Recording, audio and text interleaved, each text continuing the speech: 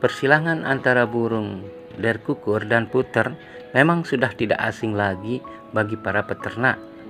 Banyak sekali persilangan yang fungsinya untuk memperoleh kualitas keturunan yang terbaik. Perkawinan silang bertujuan untuk menghasilkan kualitas suara yang tentunya lebih bagus, merdu, serta mendapatkan variasi warna yang baru. Untuk itu, perlu tahu bagaimana persilangan antar burung derkuku dan puter. Dari berbagai penelitian mengenai persilangan antara burung derkuku dan puter, yang ada memang menyarankan supaya lebih baik untuk menyilangkan, yaitu antara puter pelung betina dan pejantan dari derkukur lokal. Dalam beberapa kali persilangan juga diharapkan bisa memperoleh kualitas anakan derkuku memiliki suara yang semakin lama semakin halus.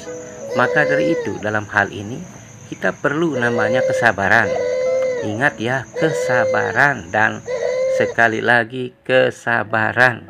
Dan pastinya jika kita sabar dalam melakukan persilangan tersebut, maka akan mendapatkan harga jual yang cukup fantastis. Dari hasil persilangan inilah yang biasanya orang memberikan sebutan dengan derkuku sinom yang diperoleh dari perkawinan silang yang ketiga dan seterusnya, sampai memang benar-benar memperoleh anakan yang memang sesuai dengan keinginan kita dan juga kuat dari segi genetiknya, sehingga sifat dari indukan tersebut bisa turun ke anaknya. Nah, untuk waktu yang dibutuhkan memang tidaklah cepat teman-teman. Mungkin bisa jadi sampai 3 atau 6 tahun. Wow, untuk memperoleh suara dari derkuku yang halus dan bisa untuk diharapkan. Itulah sebabnya kenapa harga jual sinom tersebut bisa sampai jutaan rupiah. Persilangan antara burung derkuku dan puter. Untuk persilangan antara burung derkuku dan puter, yang pertama akan menghasilkan anakan yang disebut dengan cuhu. Untuk cuhu jantan dan betina selanjutnya dikawinkan dengan derkuku jantan lokal. Dari situ kita akan memperoleh keturunan F2, sinom F2. Lalu kemudian untuk derkukur sinom F2, betina dikawinkan atau disilangkan lagi dengan pejantan dari derkukur lokal, sehingga ini akan menghasilkan F3 sinom. Dengan tahapan ini diharapkan sudah memperoleh keturunan yang bagus, yaitu memiliki kualitas suara yang halus. Sudah kita ketahui bersama bahwa untuk memperoleh hasil yang bagus tersebut, maka memerlukan proses perkawinan silang yang baik. Dengan melalui proses tersebut, maka diharapkan bisa diwariskan dengan beberapa sifat genetik dari tetua kepada keturunannya, baik itu yang bersifat kualitatif maupun bersifat kuantitatif, yang dimana untuk performa keturunannya diharapkan supaya bisa melebihi rata-rata untuk performa tetuanya, atau diharapkan adanya heterosis.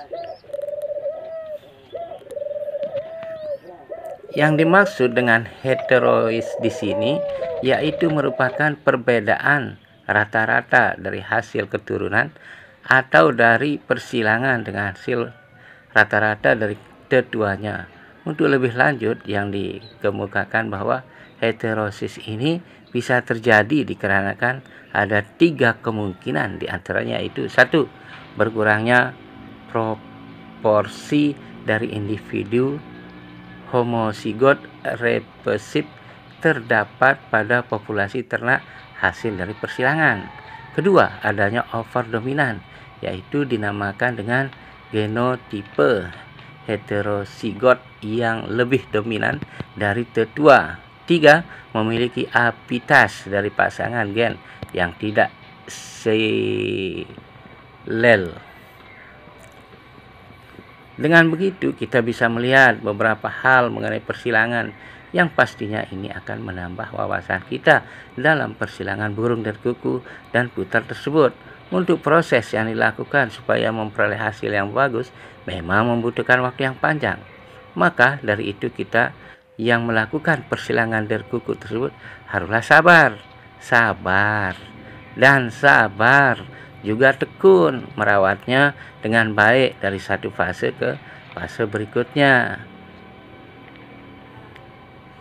Jika kita berhasil untuk memperoleh anakan yang bagus dari persilangan tersebut, maka pastinya akan sangat senang sekali.